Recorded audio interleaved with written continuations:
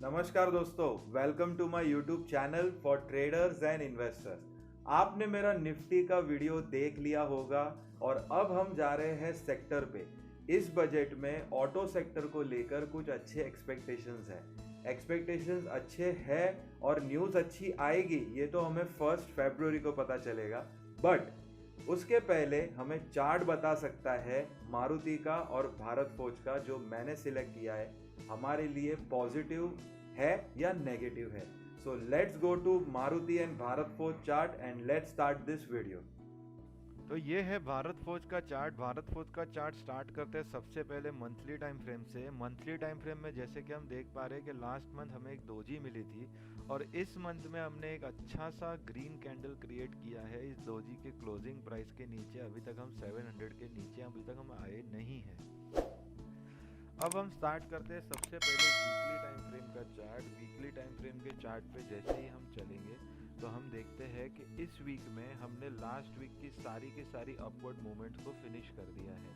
अब ये ऐसे तो देखा जाए तो नेगेटिव है, बट इसके नीचे का फॉलोअप हमें मिलता है कि नहीं वो हमें इस वीक में देखना है। मैंने इस चार्ट को इसके लिए पसंद किया है बिकॉज ये चार्ट कम से कम जुलाई मंथ से लेकर अब तक, यानी आप पकड़ लीजिए 6 मंथ्स का टाइम हो गया है, हम इसी टाइम फ्रेम में कंसोलिडेट कर रहे हैं। अब मैं यहाँ पे एक 2-3 लाइन जो है उसको लगाना चाहूँगा जिससे हमें इस प्राइस बिहेवियर का चार्ट का पता चल जाएगा कि ये चार्ट नेगेटिव हो रहा है या पॉजिटिव। सबसे पहले हमने लाइन रखी है विच इज़ 650। 650 इस चार्ट का एक ऐसा लेवल है जिस लेवल के नीचे हमें भारत फोर्ज हमारे अकाउंट में पोर्टफोलियो में नहीं रखना चाहिए।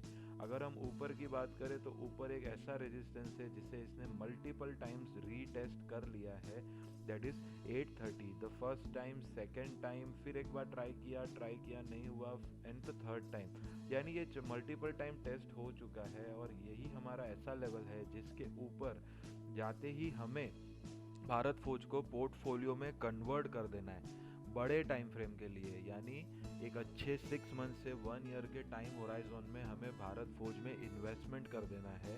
ट्रेडिंग की जब तक हम बात करते हैं तो डेली टाइम फ्रेम में जैसे हम देख सकते हैं इस टॉप से हमने एक करेक्शन स्टार्ट कर दी थी और उसके बाद हमें एक ये लास्ट हाई मिला था, उसके बाद न्यू लो लगा है और यहाँ पे हमने काफ़ी दिन सस्टेन करके एक बड़ा सा ब्रेकआउट दिया था। This is the level. ये लेवल मैं आपको छोटे टाइम फ्रेम में दिखाना चाहूँगा जिससे आपको और क्लियर हो जाएगा। ये मैंने यहाँ पे एक लाइन रखी है 707, आप 710 भी पकड़ सकते हैं। 710 के नीचे जब तक भारत फोर्ज नहीं आता है प्राइस नेगेटिव नहीं होगा। उसका रीज़न सिंपल है। अगर मैं फिबोनाची रिट्रेसमेंट भी अगर लगाना चाहूँ तो आप देख सकते हैं कि हमारी 62% की जो करेक्शन है वो ऑलमोस्ट 705 के पास आ रही है। अभी हम 740 के पास है। अगर हम गैप डाउन ओपन होते हैं मंडे को और अगर हमें प्राइस मिलता है 725 720 के आसपास तो हम 10-15 रुपया स्टॉप लॉस रख के इस स्टॉक को होल्ड कर सकते हैं for a good target of at least इस हाई के पास 830।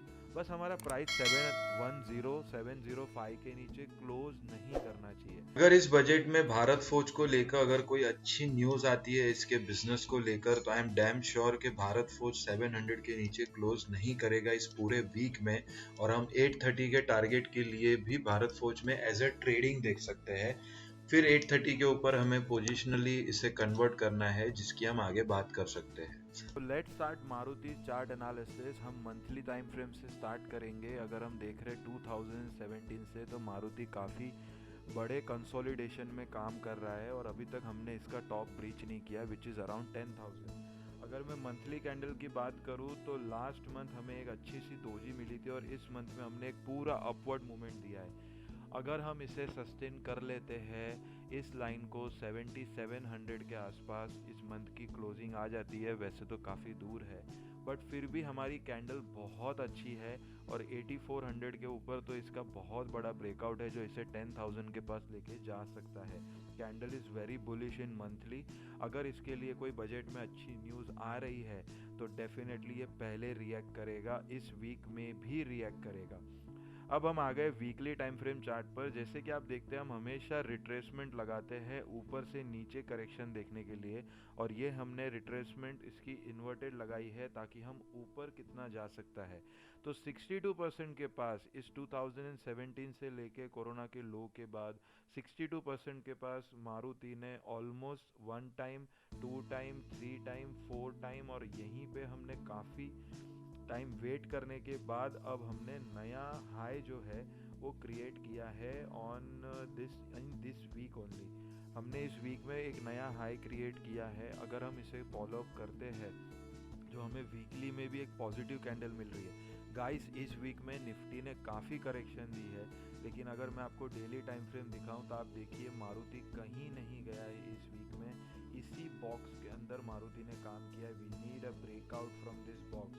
ये मारुति नहीं रुकेगा अगर इसका न्यूज़ अच्छा आ रहा है, बिकॉज इसने काफ़ी टाइम स्पेंड कर दिया है। दिसंबर 2020 से लेके जनवरी 2022 तक, यानी ये ऑलमोस्ट ये वन ईयर से ज़्यादा हो गया है कि मारुति ने एक्चुअली में कोई रिटर्न नहीं दिया है। मैं मेरे पर्सनल पोर्टफोलियो में मारुति होल्ड करता हूँ, so that is a disclaimer for you all of you. आप भी अगर इसे फॉलो अप करते हैं about 8400 in this week, our stop loss will be 79 और 8050 भी इनफ है। 8050 का स्टॉप लॉस 8400 के ऊपर, we can bet for a big one. ये देखिए फ्राइडे की हमारी कैंडल, इसे हम और छोटे टाइम फ्रेम पे देख लेते हैं, दैट इज 15 मिनट चार्ट। ये है मारुति का 15 मिनट चार्ट। 15 मिनट चार्ट में जैसे कि आप देख सकते हैं 10 जनवरी से हमने जो अपवर्ड मूवमेंट स्टार्ट किया था, हम इसी अपवर्ड मूवमेंट में ही कंटिन्यू काम कर रहे हैं। हम इसके नीचे क्लोजिंग नहीं दे रहे, विच इज़ अराउंड 7800 के नीचे हम बिल्कुल भी क्लोजिंग नहीं दे रहे। और हमारी फ्राइडे की जो कैंडल है वो भी बहुत ही अच्छा मूवमेंट है फ्राइडे का, जो हमें क्लियर यहाँ पे अपवर्ड मूवमेंट दिखा रहा है। हमें इस हाई को क्रॉस करना है। 8400 के ऊपर अगर हम जाते हैं तो 8050 का ये जो जोन है ये हमारा एसएल बन जाएगा। आप मारुति बाय कर सकते हैं इन दिस वीक ऑल्सो। ये था हमारा मारुति और भारत फोर्ज का final chart analysis before budget. Maruti price already positive दिखा रहा है। भारत फोर्ज में हमारे पास अपॉर्चुनिटी है स्मॉल स्टॉप लॉस के साथ हमारे ट्रेड लेने के। सो बी कॉशियस और ध्यान रखिए लेवल्स के ऊपर। टेलीकॉम सेक्टर में मैंने 2 स्टॉक की एनालिसिस की है, लिंक आपको स्क्रीन पे मिल रही है, भारती एयरटेल एंड रिलायंस की हम पहले भी एनालिसिस कर चुके हैं और हमने वापस किया आफ्टर 1 मंथ। प्राइस अलग चल रहा है, तभी कुछ अलग था, अभी कुछ अलग है, तो बिहेवियर इज गुड।